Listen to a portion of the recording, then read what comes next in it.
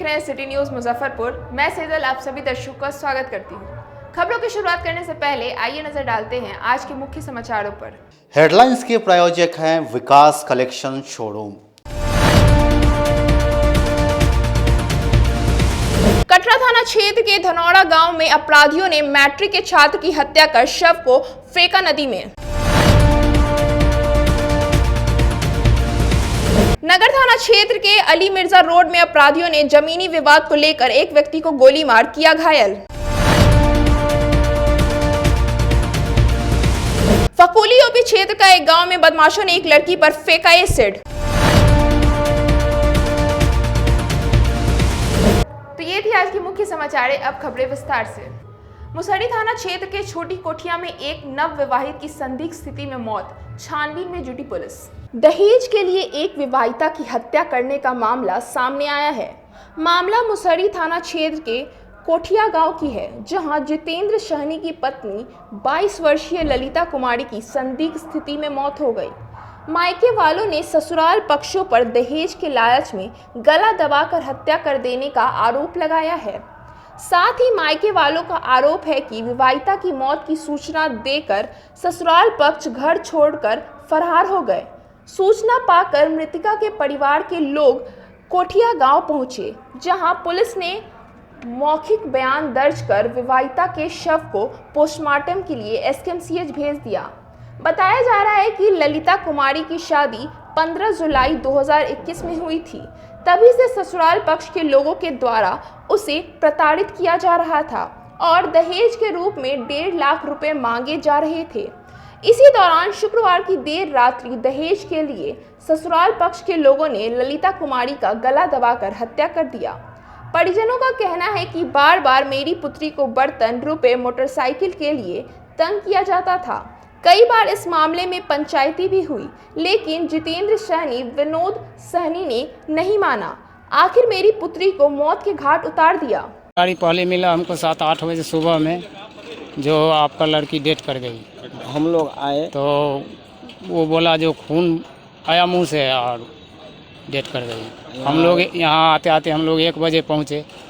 तो आज 1 बजे कल ले अच्छा, तो उसको गला में देखे चीन डोरी का। क्या आप लोगों को लग रहा है? फांसी लगाया हुआ। बेटी पत्नी सब मिल करके उसको परेशान किया है। काहे परेशान कर रहा था? अब लड़की बोल रही थी हम लोगों को कि जो पापा बर्तन भेज दो, तो उसका अलग कर दिया था 5 दिन पहले। इससे ये नोक-झोंक चल रहा था तो लड़की बर्दाश्त कर रही थी। लड़की BA पार्ट 2 में पढ़ रही थी और उसके साथ ये हादसा हो गया। कितना दिन से परेशान कर? गाड़ी उड़ी जबरदस्ती मांग कर रहा था। लगभग 2 महीने से परेशान कर रहा था वो। अब देने में सक्षम नहीं हुआ? जी नहीं, शादी के बाद भी गाड़ी मांग रहा था, पैसे मांग रहा था। नगर थाना क्षेत्र के नई बाजार अली मिर्जा रोड में अपराधियों ने CPI नेता पर कई राउंड फायरिंग किया। एक गोली पैर में लगी। जिले में बेखौफ अपराधियों ने दिन दहाड़े CPI नेता शबर हसन के घर में घुसकर उन पर फायरिंग की। एक गोली उनके पैर में लगी है, जबकि एक अलमीरा में लगी। वे गोली लगने के बाद छटपटाने लगे। अपराधी बाहर में हवाई फायरिंग करते वहां से भाग निकले। इस दौरान एक अपराधी ने कहा कि बरमपुरा वाला जमीन दे दो, अन्यथा अगली बार जान से हाथ धोना पड़ेगा। घटना नगर थाना क्षेत्र के नई बाजार अली मिर्जा रोड में घटी। इस वारदात के बाद पूरे इलाके में हड़कंप मच गया। सूचना पर नगर थाने के दरोगा रंजीत कुमार दल बल के साथ मौके पर पहुंचे। घायल शबर हसन को सदर अस्पताल में भर्ती कराया। घटना स्थल पर छानबीन की गई। पुलिस को वहां से एक खोखा मिला, जिसमें 3 राउंड फायरिंग की बात बताया जा रहा है। इसे जब्त कर लिया गया है। घटना के संबंध में घायल शबर हसन ने बताया कि वह अपने घर के बेडरूम में आराम कर रहे थे। इसी दौरान 2 नकाबपोश अपराधी आए। घर का दरवाजा खुला हुआ था। घर में जैसे ही घुसे वे पलंग पर से उठकर पूछने गए कि क्या बात है। तभी एक नकाबपोश अपराधी ने पिस्तौल से उनकी तरफ फायरिंग कर दिया। शबर हसन ने बताया कि उनका बड़मपुरा किला चौक पर 2 कट्ठा 10 धूर जमीन है। उस जमीन पर कुछ लोग जबरन कब्जा करने की फिराक में हैं। 2 दिन पूर्व भी उन्हें डराने के लिए सुतली बम से हमला किया गया था, जिसकी सूचना टाउन थाना को उन्होंने दी थी। इसके बाद आज फायरिंग की गई। इसमें उनके कुछ दूर के रिश्तेदारों का भी हाथ है। पुलिस ने उनका बयान दर्ज कर लिया है। अपराधियों की गिरफ्तारी को लेकर सीसीटीवी खंगाले जा रहे हैं। कि 11:15 बजा होगा, 2 लड़का मुंह पर कपड़ा बांध के हमारे रूम में घुसा, गेट पर खटखटाया था। हम गेट खोले तो उसके बाद वो बंदूक सीधे निकाल दिया। इतना बड़ा बंदूक था काला सा, वो निकाला तो हम माइंड क्या हमें बिछौना पर गिर गए। तो उसके बाद वो फायर कर दिया हम पर। फायर करने ही के लिए निकाला था, लेकिन वो फायर जो किया तो हम गिरे तो पैर उठ गया। तो पैर पे गोली लगी एक, और एक मेरे रूम में अलमीरा है गोदरेज का, उस पर गोली चलाया। वो कौन लोग है, क्या ऐसा किया? सर देखिए 2 आदमी है, वो है? पहचानते तो उसको हम नहीं है, लेकिन क्या शक है आपको? हमारा शक ये है कि सर हमारा ब्रह्मपुरा में ज़मीन है, कहाँ पे? ब्रह्मपुरा में कहाँ? किला चौक पर हमारे दादा ज़मीन 2 कट्ठा 10 दूर है। अच्छा, किससे विवाद चल रहा है? उससे हमारा विवाद चल रहा है फैयाज से, फैयाज खान अच्छा और जॉन रिजवी अच्छा और बेबी और एक जावेद। आपको क्या शक है? यही लोग फायरिंग? हाँ यही लोग सर कराए। ये लोग बार बार हमको धमकी 3 दिन। गुंडा के घर पे आया था, बदमाश भाड़ा का था। अभी तो हमको नहीं पता है सर कि भाड़ा का नकाब लगाया हुआ था। पीड़ित ने पुलिस को बताया कि अपराधियों की उम्र 25-26 वर्ष के बीच रही होगी, लेकिन दोनों ने अपना चेहरा ढका हुआ था, इस कारण पहचान नहीं सका। इधर मौके पर पहुंचे नगर थाना के दरोगा रंजीत कुमार ने घटना की पुष्टि करते हुए बताया कि एक व्यक्ति के पैर में एक गोली लगी है। इलाज के सदर अस्पताल में भर्ती करवाया गया है। मौके से एक खोखा बरामद हुई है। पूछताछ कर आगे की कार्रवाई की जा रही है। मैं नगर थाना अध्यक्ष महोदय द्वारा दिया गया कि आज़ाद मिर्जा गली में गोली चला है, जिसके पश्चात हम इसको जांच सत्यापन हेतु हम पक्कीसराय से गए वहाँ आज़ाद मिर्जा गली में, तो देखे कि सबर हुसैन घायल अवस्था में, जिनके पैर में गोली लगी है दाहिने पैर में, और जिसके पूछताछ करने पर बताया गया कि इनका एक पुरानी विवादित ज़मीन है ब्रह्मपुरा थाना के अंतर्गत, जिसमें ये 4-5 व्यक्ति को नाम बता रहे हैं कि वही मैंने करने की संभावना है घटना के। और ये बोले कि 2 अज्ञात युवक आए और मेरे दरवाजे को खुलवाए, जिसके बाद मैंने खोला और तब तक वो पिस्टल निकाल कर गोली हमारे पर चलाया, तो जिससे हम गिर गए और पैर पर गोली लगी। कितनी राउंड फायरिंग हुई? ये जैसे पीड़ित द्वारा बताया जा रहा है कि 2 राउंड गोली चली है, लेकिन हमको एक ही खोखा बरामद किए गए हैं। एक शीशा पे भी फायरिंग हुई? एक शीशा पर जो फायरिंग है उसका निशान है। अस्पताल लाया गया, क्या डॉक्टर के द्वारा बोला गया? अस्पताल लाया गया तो डॉक्टर द्वारा गोली तो बताया निकल गया। गोली मतलब पैर में नहीं है, स्थिति सामान्य है। आगे किसमें क्या कार्रवाई की जाएगी? आगे कार्रवाई किया जाएगा गिरफ्तारी हेतु, और अज्ञात युवक के सीसीटीवी फुटेज द्वारा पहचान किया जाएगा। कटरा थाना क्षेत्र के धनौर गांव में मैट्रिक के छात्र की हत्या कर दी गई। शव को ठिकाना लगाने के लिए बागमती किनारे फेंक दिया। जिले के कटरा थाना क्षेत्र के धनौरा में मैट्रिक के छात्र की हत्या कर दी गई। घटना को दूसरा रूप देने के लिए शव को नदी में फेंक दिया गया। उसका शव पानी में उबलता हुआ देखकर ग्रामीणों में सनसनी फैल गई। काफी संख्या में लोगों की भीड़ जुट गई। सूचना मिलने पर कटरा थानेदार ललित कुमार मौके पर पहुंचे। शव को बाहर निकाला गया। स्थानीय लोगों ने उसकी पहचान गांव के अंशु कुमार उर्फ मानस के रूप में की है। धनौरा गांव में उसका ननिहाल है। वह मूल रूप से औराई का रहने वाला था। उसके पिता रमाकांत पांडे हरियाणा में रहकर काम करते हैं। मौके पर पहुंचे मृतक के नाना कैलाश सिंह और बड़े भाई सचिन ने शव की पहचान की। मृतक के गले पर दबाने का निशान था। उसके चेहरे पर भी जख्म के निशान थे। थानेदार ने कहा कि प्रारंभिक जांच में हत्या कर शव फेंकने की बात पता लगी है। वैसे पोस्टमार्टम रिपोर्ट आने के बाद स्थिति स्पष्ट होगी। परिजन ने बताया कि वह पिछले 12 साल से धनौर में अपने नाना के घर पर रहकर पढ़ाई कर रहा था। सुबह हम लोग को मालूम हुआ कि ऐसे हमारा नाती का लाश नदी में है। फिर हम लोग वहाँ पहुँचे, देखे लाश पहचाने, नाती हमारा था। हाँ, पहले तो शंका था कि डूब के नदी में मरा है, लेकिन लाश देखने के बाद नदी में डूबने जैसा नहीं है। आगे पोस्टमार्टम का क्या रिपोर्ट है? क्या लग रहा है आप लोग को? लग तो रहा है कि उसको मार के और नदी में फेंक दिए हैं। किसी से कोई दुश्मनी वगैरह था क्या उसका? और दुश्मनी उस लड़का को किससे था नहीं था ये हम नहीं बताएंगे। ननिहाल में ही रहता था? ननिहाल में ही रहता था। कितना दिन से? वो तो बचपन से ही रहता है ननिहाल में, करीब 12-14 साल से रहता था। पढ़ाई नहीं करता था? हाँ, यहाँ कौन क्लास में? मैट्रिक में पढ़ रहा था। मैट्रिक में पढ़ रहा था? हाँ। अच्छा, एग्जाम नहीं हुआ? ना, एग्जाम में अभी नहीं हुआ था। अच्छा, गायब कब से था? हाँ। गायब कब से?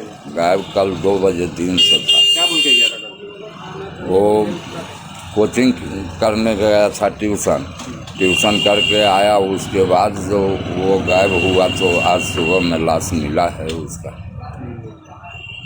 दाग भी है शरीर पर कहीं पे? शरीर पर निशान भी है? हाँ, निशान है, यहाँ निशान है, उसको गला में भी निशान है। 100 का जो भी मृत्यु समीक्षा रिपोर्ट हम लोग तैयार किए हैं, देखने से तो ऐसा लगता है कि उसकी हत्या की गई है और उसको पानी में डाल दिया गया है, परंतु पोस्टमार्टम रिपोर्ट आने के बाद ही मृत्यु के कारणों का हम लोग स्पष्ट।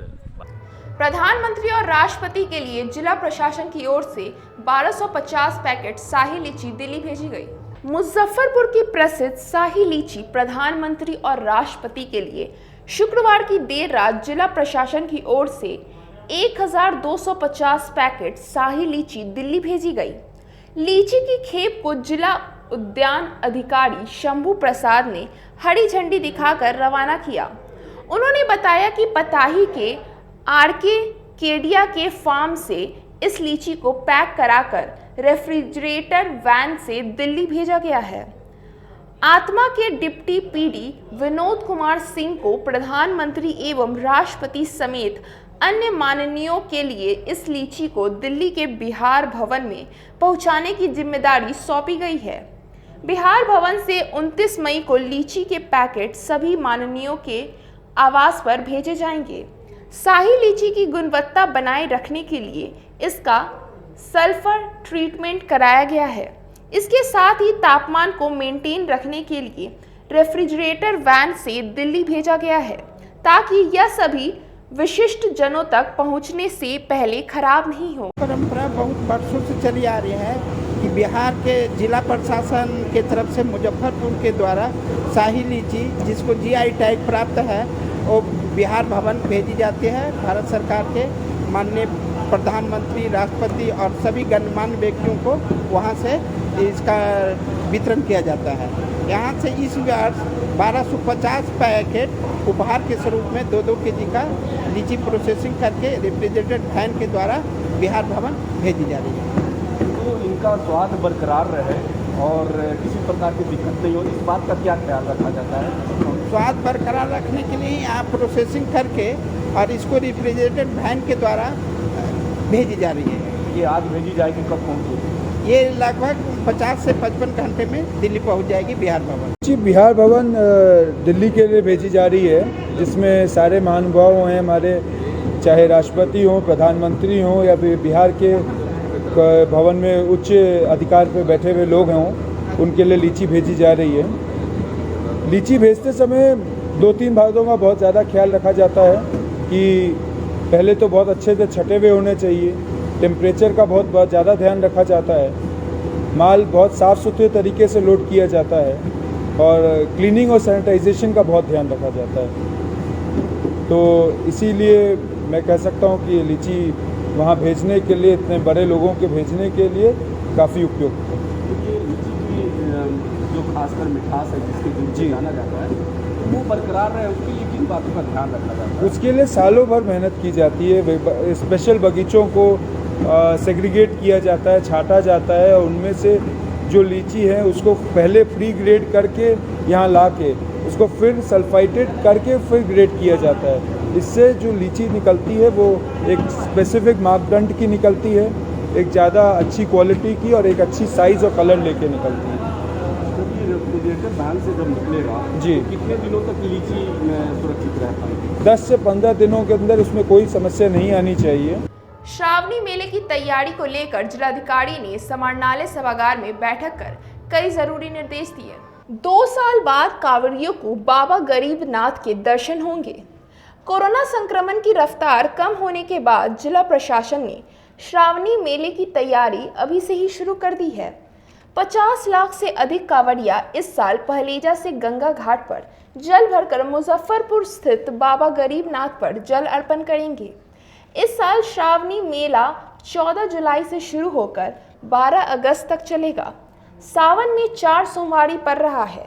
गरीब स्थान स्थित बाबा के मंदिर में सोमवार और शुक्रवार को कांवड़ियों की भारी भीड़ उमड़ती है। इसको देखते तैयारी की जा रही है। श्रावणी मेले को लेकर शनिवार को जिलाधिकारी प्रणव कुमार ने समाहरणालय स्थित सभागार में बैठक की। बैठक में लोक स्वास्थ्य अभियंत्रण विभाग, विद्युत विभाग, स्वास्थ्य विभाग, पथ निर्माण विभाग, जनसंपर्क विभाग सहित अन्य संबंधित विभाग को श्रावणी मेले को लेकर कार्य योजना अविलंब तैयार करने का निर्देश दिया गया। नगर आयुक्त को कचरे के समुचित प्रबंधन, इस माह के अंत तक नालियों की उराही, PHED से समन्वय स्थापित करते हुए अस्थायी शौचालय का निर्माण एवं पेयजल की समुचित के लिए आवश्यक कार्यवाही करने का निर्देश दिया गया। लोक स्वास्थ्य अभियंत्रण विभाग को कांवड़िया पथ पर अस्थायी चापाकलों की अद्यतन स्थिति की जांच और पानी की निकासी के लिए समुचित प्रबंधन के लिए आवश्यक कार्यवाही करने का निर्देश दिया गया। विद्युत विभाग को मेला आयोजन के दौरान विद्युत के समुचित प्रबंधन के लिए आवश्यक कार्यवाही करने का निर्देश दिया गया। अन्य सभी विभाग को भी श्रावणी मेला आयोजन संबंधित निर्धारित कार्यों के समयक निर्वहन के लिए ठोस कार्य योजना अतिशीघ्र तैयार करने का निर्देश दिया गया है। जिला स्तर पर बैठक की गई और इसमें सभी स्टेक होल्डर्स को हम लोगों ने बुलाया था। एडमिनिस्ट्रेशन और जो भी हमारे अदर दैन एडमिनिस्ट्रेशन के जो स्टेक होल्डर्स हैं, मंदिर के लोग और ज़िले के गणमान्य लोगों के साथ बैठक की गई और आगामी श्रावणी मेला कितना शांतिपूर्ण तरीके से, सुविधापूर्ण तरीके से संपन्न हो, जिसमें किसी भी श्रद्धालु को कोई दिक्कत न हो, इसको लेकर के हम लोगों ने पूरा आज विचार विमर्श किया है और इसको अमली जामा पहनाने के लिए विभिन्न कमिटीज़ भी बना दी गई है और हम लोग पूरी तरह से आश्वस्त हैं कि काफ़ी बेहतर तरीके से और सभी श्रद्धालुओं को पूरी सुविधा के साथ श्रावणी मेले के दौरान किसी तरह की समस्या नहीं होने दी जाएगी।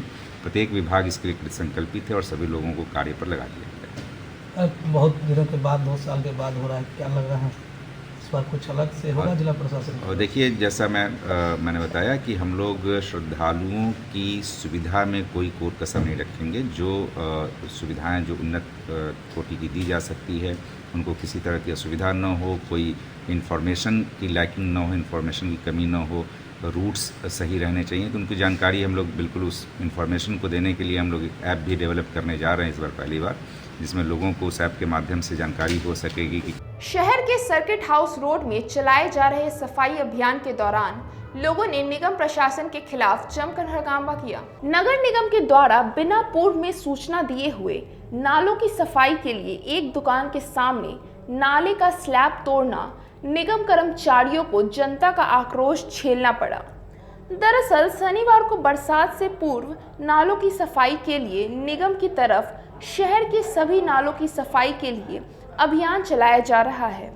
उसी क्रम में माड़ीपुर के सक्रीट हाउस रोड में एक दुकान के सामने नाले पर रखा स्लैब बिना अनुमति के तोड़ने से तो दुकानदार आक्रोशित हो गए और जमकर हंगामा कर दिया। दुकानदारों ने दुकानों के बाहर बने रैंप और स्लैब को तोड़ने का विरोध किया। दुकानदारों की आरोप है कि निगम कर्मियों ने किसी दुकान के बाहर रैंप छोड़ दिया और कहीं तोड़ दिया। हंगामा बढ़ा तो स्थानीय पुलिस और निगम अधिकारी भी मौके पर पहुंचे। हालांकि बाद में दुकानदारों को शांत कराकर नालों से स्लैब हटाए गए। इस दौरान करीब 1 घंटे तक हंगामा चला। सिटी मैनेजर ने दुकानदारों को 1 सप्ताह का समय देते हुए खुद से स्लैब और रैंप हटाने को कहा, जिसे दुकानदारों ने मान लिया। स्थानीय पार्षद एनाबुल हक ने बताया कि बगैर सूचना के दुकानदारों को निगम द्वारा सफाई के नाम पर परेशान करना गलत है, जिसका विरोध दुकानदारों द्वारा किया गया है। जानकारी, चूँकि हम पटना में थे, फ़ोन से हमको जानकारी मिला कि अंचल इंस्पेक्टर द्वारा कि वहाँ पर स्लैब को हटाया जा रहा है, लेकिन बगैर कोई सूचना दिए हुए एक बैग किसी का स्लैब तोड़िएगा तो किसी को भी कष्ट होगा। जनता को भी समय चाहिए और विरोध जनता इसलिए किया कि बगैर सूचना का स्लैब तोड़ने के लिए चले आए। तो मेरा नगर आयुक्त से निवेदन है कि अभी पूर्व अब से जो भी कार्य किया जाए सूचना दे दिया जाए, समय दिया जाए। सिटी मैनेजर से भी मैंने बात किया फ़ोन पर कि समय दिया जाए, उसको छोटा छोटा स्लैब कटिंग करवाया जाए।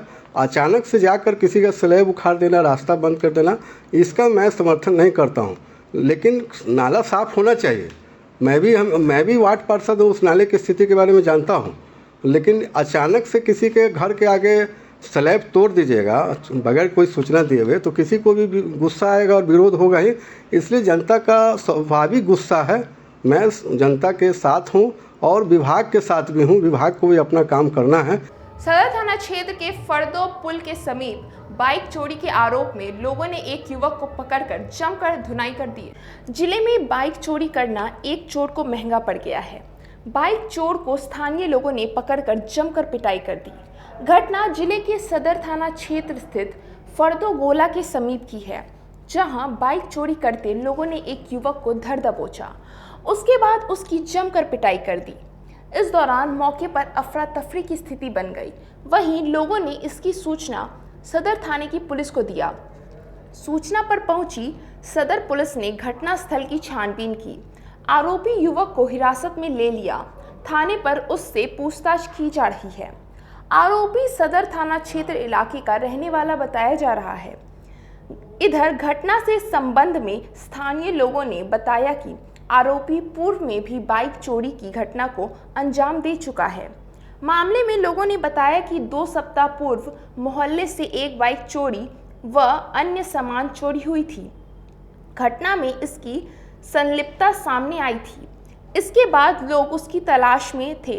इसी दौरान वह फरदो गोला के समीप दूसरी बाइक चोरी करते पकड़ा गया। आरोपी ने बाइक की हैंडल दूसरे चाबी से खोल दिया था। उसे लेकर भागने के दौरान लोगों ने उसे पकड़ लिया। वहीं मामले की जानकारी लोगों ने सदर पुलिस को दिया। इधर सदर थानेदार सत्येंद्र कुमार मिश्र ने बताया कि चोरी की सूचना पर पुलिस पहुंची है। युवक को हिरासत में लेकर पूछताछ की जा रही है। पूछताछ के बाद आगे की कार्रवाई की जाएगी। ठाकुर के बहनोई का गाड़ी चोरी हो गए। जो चोरी मतलब लक्ष्मी नगर से 14 तारीख को 14 तारीख के दिन मतलब रात्रि में मोबाइल, टॉर्च, बाइक तीनों चोरी हुआ। चोरी होने के बाद हम लोग वहां गए, सारा चीज देखे, पता नहीं लगा। कल हो गए हम लोगों का उसका फुटेज मिला। तो वह काशी पासवान के यहाँ वह गाड़ी लगी हुई थी। इसका मतलब फुटेज हम लोग के पास कोई आदमी मोबाइल से बना के हम लोग को दिया। हम लोग काशी पासवान के यहाँ पूछने गए तो काशी पासवान गाड़ी बेचने चला गया था। तब तक हम लोग को पता लगा कि काशी पासवान यहाँ से निकल चुका है। उसके भाई को, जिसका नाम पारे लोग कहते हैं, उसको हम लोगों ने कह दिया कि ऐसा ऐसा घटना तुम्हारा भाई किया है, उसको अविलंब सूचना दे दो। वह 3 दिन के बाद हम लोग जब गए, हम लोग को पता लगा कि काशी पासवान आया हुआ है। तो हम लोग गए तो हम लोग को पता लगा कि वो जिला पार्षद पंकज लाल के यहाँ गया होंगे। तो लोग पंकज बाबू के यहाँ गए। पंकज बाबू के यहाँ इस बात की पंचायती हुई। वहाँ उन्होंने कहा कि यह काम मैं नहीं किया हूँ, यह काम पेटला किया है। तो हम लोग कहे ठीक बात है, पेटला को आप पकड़ के लाइए। हम उस पर सिर्फ बैठे हैं। बैठ के हम गए हैं भगवानपुर उस गाड़ी पर, और रात में हमसे स्मैक खरीदने हुआ आया हुआ था। अच्छा, वह स्मैक कारोबारी है? हाँ, स्मैक कारोबारी है, तब ने स्मैक बेचने का कारोबार संभाला। बाइक लगा हुआ था तो उठाया। पहले क्या को बेचा है? पहली बार हम बाइक उठाए। कौन कौन था तुम्हारे साथ? हम थे। और काशी। कौन है काशी में? बगल में काशी। क्या करता है? जोर से बोलो थोड़ा। जायज में एक बीवी बेचता है। कहाँ बेचता है? घर पे। अच्छा, तुम भी उसके साथ है? जी। इससे पहले और कहाँ कहाँ चोरी की है? तो पहली बार हम बाइक चोरी की। बाइक के अलावा और क्या क्या चोरी किए हो? और वही एक बार दुकान में चोरी किए थे। कहाँ कहाँ, कौन कौन दुकान में? जगन्नाथ पताई में। वो किसी मार्केट का भी ताला वाला तोड़ के चोरी उड़ी की है? तो बहुत दिन पहले जेल भी में। किस मामला में जेल गया? चोरी मामला।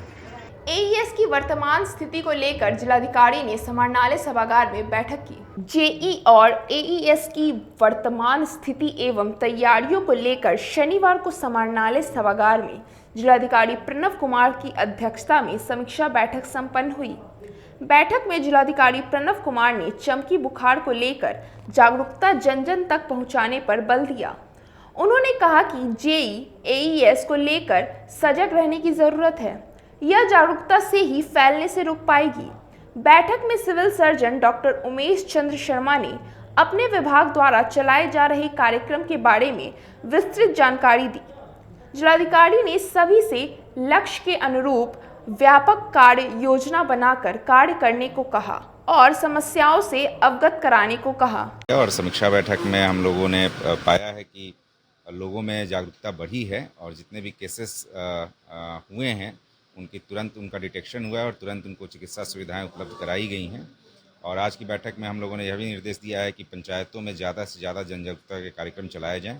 पुनः हम लोग 100 महादलित बस्तियों में वीडियो वैन के माध्यम से भी प्रचार प्रसार कराने का प्रयास कर रहे हैं। स्टेशन रोड में लीची बेचने के बाद दुकानदार सड़क पर ही पत्ते और खराब लीची फेंक दे रहे हैं, जिससे सड़क की स्थिति बद से बदतर होती जा रही है। मुजफ्फरपुर की पहचान शाही लीची की बिक्री स्टेशन रोड में जमकर हो रही है। बाहर से आने वाले हो या बाहर जाने वाले, मुजफ्फरपुर स्टेशन रोड में शाही लीची खरीदना नहीं भूलते। इसे लेकर छोटे बड़े सैकड़ों अस्थायी दुकानें स्टेशन रोड में खुली हुई हैं। मुजफ्फरपुर नगर निगम के लिए शाही लीची की यही अस्थायी दुकानें भारी परेशानी का कारण बनते जा रहे हैं। पहले से नाला निर्माण के लिए बंद कर दिया गया, वहीं लीची बेचने के बाद उसके पत्तों और डंठलों को दुकानदार रास्ते में ही छोड़ दे रहे हैं, जिस कारण स्टेशन रोड की स्थिति बद से बदतर होती जा रही है। 2 बार झाड़ू लगने के बाद भी लीची के पत्तों का ढेर साफ होने का नाम नहीं ले रहा है। मुजफ्फरपुर स्टेशन से जैसे ही आप बाहर निकलेंगे, आपका सामना जिले की शाही लीची से होगा और साथ ही इस शाही लीची के कारण लगे पत्तों के कचरे से भी। नगर निगम कार्यालय के ठीक सामने होने के बावजूद स्टेशन रोड की स्थिति बद से बदतर नजर आती है। इसे लेकर स्थानीय वार्ड पार्षद का कहना है कि लगातार सफाई कराई जाती है, इसके बावजूद अस्थायी दुकानदारों के द्वारा फिर से वही डंप कर दिया जाता है, जिसके कारण यह परेशानी बनी हुई है। दुर्भाग्यपूर्ण है कि यहाँ हर वर्ष 3 महीना के लिए जो है, मतलब कम से कम तो 2 महीना जरूर लीची का व्यवसाय इस रेडियस में होता है और नगर निगम कभी भी सचेत नहीं हुआ कि जो लीची बेचता है व्यवसायीगण, वो लीची का पत्ता को टोटल सड़क पर और नाले में फेंक कर चला जाता है। उनको इतना भी मर्यादा का ख्याल नहीं है लीची वाले को कि कम से कम जो हम व्यवसाय कर रहे हैं, 2 पैसा कमा रहे हैं, तो कम से कम जो लीची का पत्ता है उसे बटोर कर एक कचरा का स्थान जो डंपिंग प्लेस है वहाँ पर रखा जाए, लेकिन वो व्यवसाय नहीं करते हैं। लेकिन सबसे बड़ा दुर्भाग्य नगर निगम के जो कर्मचारी हैं, नगर निगम के पदाधिकारी हैं, उनको कम से कम ये सचेत करना चाहिए या उनको एक डस्टबिन देना चाहिए कि हाँ जो है यहाँ जो कचरा लीची का है उसको जो है उसे डस्टबिन में रखे, और नहीं तो उनको प्रेरित करना चाहिए कि इसको शाम में आप बेचने के बाद जो है इसको उठाकर जो है कचरा के डंपिंग स्थल पर भेजा जाए। ये नगर निगम कम्प्लीटली इस मामले में निष्क्रिय है और ये रेलवे स्टेशन के सामने है। यहाँ पर हिंदुस्तान से, विदेश से भी लोग जो आते हैं और ये सड़क पर उतरते हैं और ये गंदगी का अंबार देखते हैं, जिससे मुजफ्फरपुर का काफ़ी तौहीनी होता है। अब वक्त हो चला एक छोटे से ब्रेक का, बने रहिए हमारे साथ सिटी न्यूज़ मुजफ्फरपुर। कहते हैं कि मंजिल उन्हीं को मिलती है जिनके सपनों में जान होती है। पंखों से कुछ नहीं होता, हौसलों से उड़ान होती है। तो अगर आप में भी है जज्बा कुछ कर दिखाने का, अगर आपके अंदर भी है एक जीनियस, अगर आप भी छूना चाहते हैं आसमान की ऊंचाइयों को, क्रैक करना चाहते हैं IIT JEE, AIIMS, NEET, NTSC, KVPY या फिर ओलंपियाड, तो आपके हौसलों को उड़ान देने के लिए है जीनियस क्लासेस। जी हाँ, सही सुना आपने, genius classes for IIT JEE, AIIMS, NEET, NTSC, KVPY, Olympiad for 8th, 9th, 10th, 11th, 12th and target अपने बेहतरीन सक्सेस रिकॉर्ड के साथ सफलता की नई ऊंचाइयां गढ़ रहा है जीनियस क्लासेस। तो my dear students, 8th, 9th, 10th, 11th, 12th and target के लिए नए बैचेस शुरू होने वाले हैं जीनियस क्लासेस में, जहां है separate hostel for boys and girls. जल्दी से पता नोट करें, genius classes study center Pankaj market, Saraiyaganj, Muzaffarpur. अधिक जानकारी के लिए कॉल करें 7635091378 या फिर 7635091387 या फिर आप कॉल कर सकते हैं 7635091396 या 9006911690 पर या फिर 9128482268। Genius Classes. For more information, visit our website www.geniusclasses.in or email us on info@geniusclasses.in. Registrations are open and new batches are starting soon. Rush to Genius Classes, Study Center Pankaj Market, Saraiyaganj, Muzaffarpur. अपने सपनों की आशिया को दे एक नई पहचान माँ Bhavani decor private limited के साथ, जो है ऑथराइज्ड डिस्ट्रीब्यूटर ऑफ कजारिया। देश की मिट्टी से बनी टाइल से देश को बनाते हैं और जहां मिलती है सभी प्रकार के Indian and imported granite, marble, sanitary एवं कोटा स्टोन का अनोखा एवं आकर्षक संग्रह। माँ भवानी डेकोर प्राइवेट लिमिटेड मतलब a complete floor solutions. New 0 mile Dadar road, Muzaffarpur. Call 9934753111। छोटी सरैयागंज में उत्तर बिहार का पहला मिल्क मैजिक एक्सक्लूसिव शोरूम खुल गया है। हमारे यहाँ घी, दही, बटर, पनीर, खोया और चीज मेयोनीज के साथ काला जामुन तथा रसमलाई मिलती है, वो भी बाजार से सस्ते कीमतों पर। साथ ही सभी विशेष छूट भी दी जाती है। इसके अलावे इस शोरूम में बीकाजी के सभी प्रोडक्ट भी रखे गए हैं, तो एक बार इस शोरूम में जरूर पधारें। मुजफ्फरपुर में पहला नॉर्थ बिहार का एक्सक्लूसिव शोरूम मिल्क मैजिक का शुभारंभ होने जा रहा है और यहाँ आपको मिल्क से संबंधित सारे प्रोडक्ट जो भी बाजार में हैं उनसे आपको कम रेटों पर यहाँ उपलब्ध है और सालों भर यहाँ लगभग कंपनी के आउटलेट में कुछ न कुछ कंज्यूमर स्कीम चलता रहेगा और एक बार जरूर सेवा का मौका दें। और इसके साथ साथ बीकाजी का भी एक्सक्लूसिव पीछे शोरूम हम लोग किए हैं जिसमें आपको एक्सक्लूसिव रेटों पर उपलब्ध रहेगा।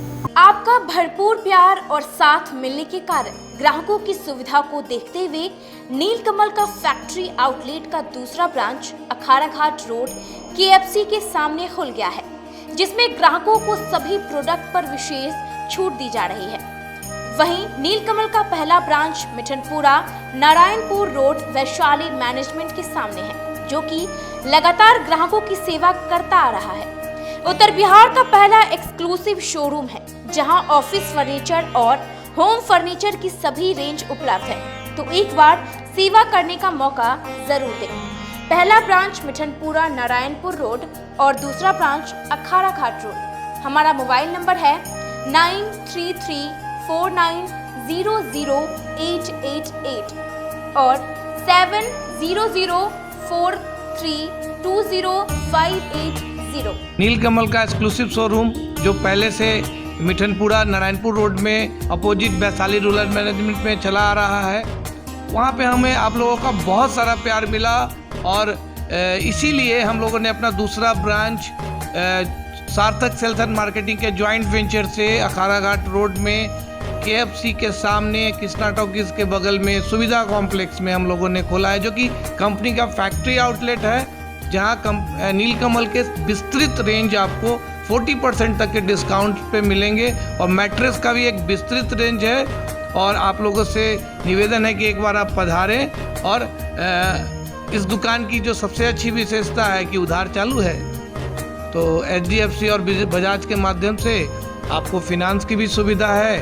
आप अपने घरों को फिर से बहुत अच्छे से सजा सकते हैं।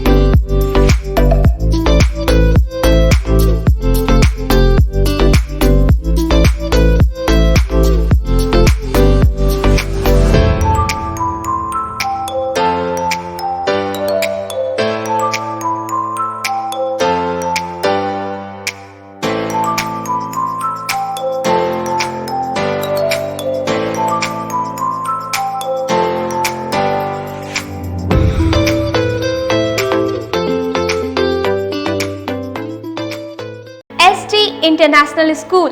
If you want to give your child a strong foundation, the school of your dream. Play to 10th based on CBSE curriculum. हमारे यहाँ अनुभवी एवं प्रशिक्षित शिक्षकों द्वारा बच्चों के देखभाल के साथ स्मार्ट क्लास द्वारा शिक्षण की सुविधा है। कक्षा 1 से 10 तक कंप्यूटर की मुफ्त शिक्षा के अलावे छात्र एवं छात्राओं के संगीत तथा नृत्य की शिक्षा की भी व्यवस्था है। पूरा स्कूल सीसीटीवी कैमरे से लैस है। स्कूल में बच्चों का नामांकन फ्री किया गया है। हमारे यहाँ अपने बच्चों के उज्जवल भविष्य के लिए जरूर पधारें। हमारा पता है बांध road, Shekhpur Akhara Ghat, Muzaffarpur. Our contact number is 8757652616 and 9955132616। हमारे स्कूल का कुछ मेन फीचर्स है, जैसे बच्चों की देखभाल करना। हमारे यहाँ पुस्तकालय वगैरह की पूरी अच्छी तरीके से व्यवस्था है। क्लासरूम सारा बना हुआ है। सीसीटीवी कैमरे से हमारा क्लासरूम डेकोरेटेड है। सिक्योरिटी के भी विजन से हमारा क्लासरूम बहुत प्रोटेक्टेड है। हमारे यहाँ जो भी शिक्षक शिक्षिकाएं आई हैं पढ़ाने के लिए, वो काफ़ी वेल एडुकेटेड हैं और वेल वर्स्ड भी हैं। हमारा विद्यालय भी चारों तरफ से बना हुआ है। हमारे यहाँ लैब बहुत अच्छे से बना हुआ है। कंप्यूटर की फ्री शिक्षा हम इस बार इसको दे रहे हैं। हमारे यहाँ नामांकन प्रारंभ है। फैशन की दुनिया में कदम से कदम मिलाकर चलना चाहते हैं, वो भी कम बजट में, तो एक बार जरूर जाएं मोतीझील पूजा बाजार स्थित विकास कलेक्शन शोरूम में। यहाँ रिमन, पार्क, यूएस पोलो, मुफ्ती शर्ट, ब्लैकबेरी के एक्सक्लूसिव रेंज उपलब्ध हैं। इसके अलावा सियाराम की कोट पैंट, ब्लेजर और शेरवानी भी उपलब्ध है। सभी ब्रांड में 1 पीस के खरीद पर 20% तथा 2 पीस के खरीद पर 30% की विशेष छूट दी गई है। तो हमारे यहाँ एक बार अवश्य पधारें। हमारा पता है विकास कलेक्शन, बीवी कॉलेज स्कूल के अपोजिट पूजा बाजार, मोतीझील। हमारा संपर्क नंबर है 9835104722। हाँ, पहले आप लोग का नमस्कार। मेरे यहाँ विकास गारमेंट जो पूजा मार्केट मोतीझील में है, लगन के शुभ अवसर के लिए कोट पैंट, ब्लेजर, विंटर के जैकेट, स्वेटर, मतलब सब चीज़, शेरवानी, अंडर गारमेंट, सारे सब ब्रांड में, टी शर्ट भी सब वो है। और राउंड में टी शर्ट है, गोल गला में टी शर्ट है, सभी तरह का ब्रांड है। और सबसे अच्छा ये है कि हम ऑफर देते रहते हैं। अभी मोस्टली सावित्री, चमकी यानी दिमागी बुखार के बारे में जानती है? सुने तो है, पर भैया इस बीमारी से बचा कैसे जाए? बच्चा लोग को रात में सोने से पहले भरपेट खाना खिलाना, सुबह बच्चों को देखना कि बच्चा में चमकी का कोई लक्षण तो नहीं है, बच्चों को तेज धूप से बचाना, दिन में 2 बार स्नान कराना। और कुछ? गर्मी के दिन में बच्चा लोग को ORS या नींबू चीनी पानी का घोल पिलाना चाहिए। बच्चों को इससे बचाया जा सकता है और इसका इलाज संभव है, लेकिन इलाज समय पर होना चाहिए। बच्चा बुतरू में लक्षण दिखे तो तुरंत अपने गाँव की आशा ANM को खबर करना चाहिए और नजदीकी स्वास्थ्य केंद्र से सलाह लेना चाहिए। सतर्कता और एहतियात रखें, चमकी को दूर भगाएं। पढ़ने को बोलते हो तो पढ़ते हैं, बोलते हो तेज धूप में मत खेलो तो नहीं खेलते, बड़ों के पैर छुओ तो छूते हैं। हम आपकी सब बात मानते हैं, गर्मियाँ लौट आई हैं, अब आप भी हमारी एक बात मानो। चमकी बुखार को, चमकी बुखार को पहली धमकी। रात सोने से पहले बच्चों को खाना जरूर खिलाओ। चमकी को दूसरी धमकी। सुबह खुद जागो तो बच्चों को भी उठाओ, कहीं बेहोशी या चमक तो नहीं। चमकी को तीसरी धमकी। बेहोशी या चमक दिखते ही 102 पे फोन करके एम्बुलेंस बुलाओ या नजदीकी गाड़ी से तुरंत अस्पताल ले जाओ। तो फिर कर लो कमर, उठा लो लाठी, चमकी को धमकी देने की कर लो तैयारी। मैं पूरे जिले वासियों से अपील करना चाहता हूं कि ये महीने जो विशेष रूप से मई और जून के महीने होते हैं, इसमें प्रायः पिछले वर्षों के जो अनुभव रहे हैं, चमकी के काफ़ी मामले आते हैं और जो मुख्य रूप से प्रभावित लोग होते हैं वो बच्चे हैं। और इनको समय पर चिकित्सा मिलना और इनको ये चमकी बुखार न हो, ये सारी व्यवस्था सुनिश्चित करने का लगातार प्रयास किया जा रहा है। और प्रत्येक पंचायत में इसको लेकर जागरूकता के अभियान चलाए जा रहे हैं। उद्देश्य बड़ा स्पष्ट है कि ये महीने मुख्य रूप से गर्मी के होते हैं, बच्चों को यथासंभव धूप में न निकलने दिया जाए बच्चों को कुछ न कुछ खिला करके ही सुलाया जाए। बच्चों को सुबह यदि जगने में लेट होता है तो तुरंत उसको देखना चाहिए कि बच्चे हमारे क्यों नहीं जग रहे हैं, और यदि थोड़ा सा भी संदेह होता है कि बच्चों को कोई बुखार या चमकी के लक्षण या हाथ पैर में ऐंठन या कोई भी ऐसी स्थिति जो कि साधारण नहीं है, सामान्य नहीं है, तो पेरेंट्स को तुरंत ध्यान देना है और नज़दीकी प्राथमिक स्वास्थ्य केंद्र पर बिना समय जाया किए हुए ले जाना है। मैं एक बार पुनः आपको बताना चाहूँगा कि बिना समय जाया किए हुए, क्योंकि इसमें हम लोगों ने पाया है कि वैसे बच्चों में जिसमें चमकी बुखार के लक्षण पाए गए, यदि उनको समय हम लोगों ने प्राथमिक स्वास्थ्य केंद्र पर ला करके चिकित्सा दी है तो उनको अच्छी तरीके से बचाया जा सकता है। आवश्यकता होने पर उनको मेडिकल कॉलेज भेजा जाता है और नहीं तो प्राथमिक स्वास्थ्य केंद्र पर ही उनकी प्राथमिक चिकित्सा करके उन्हें ठीक कर दिया जाता है। तो यह आवश्यक है कि यदि कोई भी इस तरह के लक्षण मिलें तो तुरंत हम लोग नज़दीकी स्वास्थ्य केंद्र पर संपर्क करें। दूसरी बात यह है कि यह मामला आने ही नहीं दें, और इसके लिए आवश्यक है, जैसा मैंने बताया, कि बच्चों को धूप में न निकलने दिया जाए, सड़ी गली या हवा में खुली हुई खाद्य सामग्री से परहेज किया जाए, रात में निश्चित रूप से कुछ खिलाकर सुलाया जाए, यथासंभव मीठा खिला करके सुलाया जाए, और यह प्रयास किया जाए कि बच्चे गर्मी से दूर रहें। इसके बावजूद हम लोग पूरी तरह से तैयार हैं और सारी चिकित्सा व्यवस्था जो हमारी है, सभी लोगों को पूरी ट्रेनिंग दी जा चुकी है, सभी लोग तत्पर हैं। हर एक गांव में हमारे पदाधिकारी जा रहे हैं और लोगों को जागरूक करने का प्रयास कर रहे हैं। आप सभी लोगों के पास अपने नज़दीकी स्वास्थ्य केंद्र का, ANM दीदी का, आंगनबाड़ी सेविका का और आशा दीदी का नंबर आपके पास रहना चाहिए कि यदि आवश्यकता हो तो आप तुरंत संपर्क कर सकें। सरकार के स्तर पर यदि आप यह भी सुविधा दी गई है कि यदि आप किसी भी वाहन से अपने प्राथमिक स्वास्थ्य केंद्र पर आते हैं तो उस वाहन की राशि सरकार के द्वारा प्रतिपूर्ति की जाएगी। तो एक बार मैं पुनः अपील करना चाहता हूं कि चमकी बुखार को दूर भगाना है, मुजफ्फरपुर को इससे बचाना है, और इसके लिए आप सभी का सहयोग, सभी की जागरूकता आवश्यक है।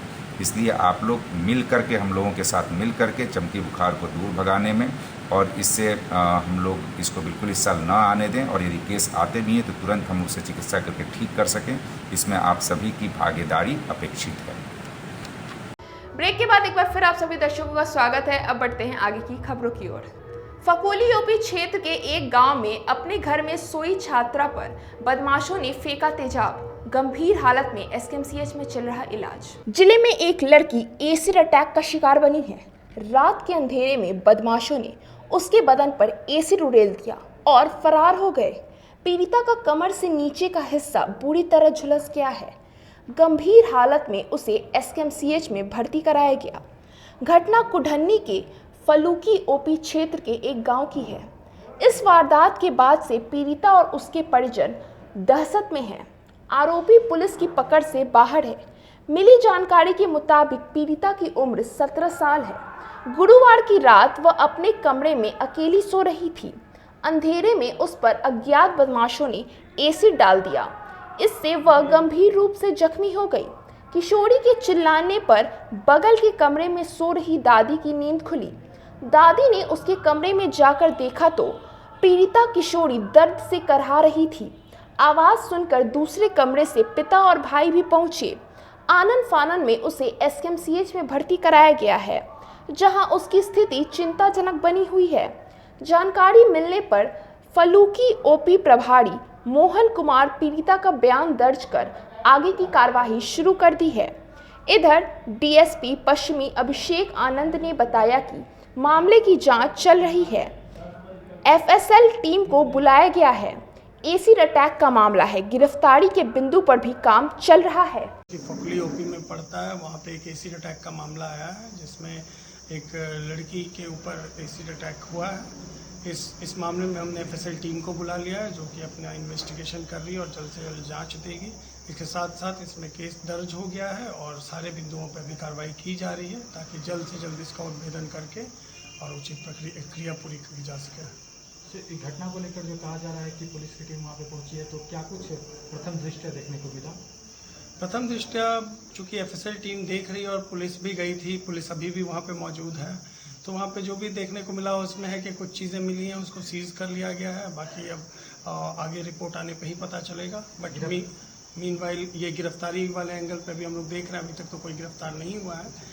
MSKB में भाषा विभाग की ओर से भूमंडलीकरण में भाषा की भूमिका विषय पर एक संगोष्ठी का आयोजन किया गया। महिला शिल्पकला भवन कॉलेज में आज भाषा विभाग की तरफ से भूमंडलीकरण में भाषा की भूमिका विषय पर एक राष्ट्रीय संगोष्ठी का आयोजन किया है। संगोष्ठी में विद्वानों ने सभी भाषाओं के बारे में विस्तार से चर्चा की। भाषा की भूमिका और उपयोग के बारे में बताया गया। भाषा किस तरह पहचान दिलाता है और भाषा किस तरह उनका पहचान बनाता है, यह भी बताया गया। संगोष्ठी को संबोधित करते हुए डॉक्टर हेमा कुमारी ने कहा कि आज भारत की भाषाएं पूरे दुनिया में परचम लहरा रही हैं। इस भूमंडलीकरण के दौरान में भाषा अलग पहचान बना रही हैं। हिंदी, संस्कृत, उर्दू, अंग्रेजी इन भाषाओं का विस्तार पर उपयोग हो रहा है। छात्रों को अपनी मातृभाषा पर जोर देना चाहिए और उससे अच्छे से जानना व सीखना चाहिए, तभी आगे वह कोई और भाषा अच्छे से जान पाएं और सीख पाएंगे। छात्राओं को ये बताया गया कि कैसे इंग्लिश एक ग्लोबल लैंग्वेज है, उनका लाइफलाइन है। हम ना चाहते हुए भी, चाहे गांव में है या शहर में है, इतना परसेंटेज इंग्लिश हमारे भाषा में सम्मिलित है। भूमंडलीकरण में भाषा की भूमिका, और इस भाषा के अंतर्गत हमने मुख्य भाषा जो है संस्कृत, हिंदी, उर्दू और अंग्रेजी को रखा है। यह हमारी भारत की यही मुख्य भाषाएं हैं जिसमें आज ग्लोबलाइजेशन के दौर में यह विश्व पटल पर बाजारवाद के दौर में काम कर रही है। तो इस सेमिनार का उद्देश्य है कि अपनी भाषाओं को हम विश्व पटल पर दिखाएं कि यह किस स्तर तक अपनी पहचान बना रही है। जीविका के क्षेत्र में, रोजगार के क्षेत्र में, शिक्षा के क्षेत्र में, संस्कृति के क्षेत्र में या विभिन्न तमाम मानवीय जीवन के लिए जो हमारे लिए उपयोगी है, उस सब में हमारी भाषाएं किस हद तक काम कर रही है। एक उसका बहुत सुंदर उदाहरण आज हम सब ने अपने अखबार में देखा है, हिंदी भाषा का रेत समाधि जो अनुवादित होकर आई है। गीता श्री के उपन्यास का जो 135 मतलब जो मानक किताबें थी, जो पुस्तकें थी, उसमें बुकर सम्मान के लिए आज वह किताब चयनित हुई है। हमारे लिए कितने अभिमान की बात है कि इस ग्लोबलाइजेशन के दौर में हिंदी ने अपना परचम लहराया है। और इस तरह इस संगोष्ठी में क्या चर्चा हुई है? इस संगोष्ठी में यही चर्चा हुई है कि किस तरह भूमंडलीकरण में विभिन्न भाषाएं अपना स्थान दे रही है, अपनी भूमिका दे रही है, अपनी उपयोगिता दे रही है। तो मतलब किस तरह, वो बताइएगा ना किस तरह ले रही है? हाँ, जैसा कि अभी हमने एक उदाहरण दिया है कि हिंदी आप उसको एक क्षेत्रीय या भारत की भाषा से जोड़ते हैं, लेकिन नहीं, आप बुकर सम्मान को देखते हैं कि वह साहित्य के इंटरनेशनल सामान। बिहार विश्वविद्यालय के इतिहास विभाग में मुजफ्फरपुर के गुमनाम नायकों का योगदान विषय पर संगोष्ठी का आयोजन किया गया। भारतीय इतिहास संकलन योजना और भारतीय इतिहास अनुसंधान परिषद के तरफ से आज बिहार विश्वविद्यालय के इतिहास विभाग में स्वतंत्रता संग्राम में मुजफ्फरपुर के गुमनाम नायक का योगदान विषय पर संगोष्ठी का आयोजन किया गया। इस संगोष्ठी को संबोधित करते हुए इतिहास विभाग के प्रोफेसर पंकज कुमार राय ने बताया कि हम लोगों ने मुजफ्फरपुर के गुमनाम शहीदों को उजागर करने के लिए एक प्रयास किया है, जिन्होंने अपनी ज़िंदगी देश के लिए निछावर कर दी। हमारा प्रयास है कि मुजफ्फरपुर के जो भी शहीद हैं उनका नाम पूरी दुनिया में जाने और उन्हें याद किया जाए।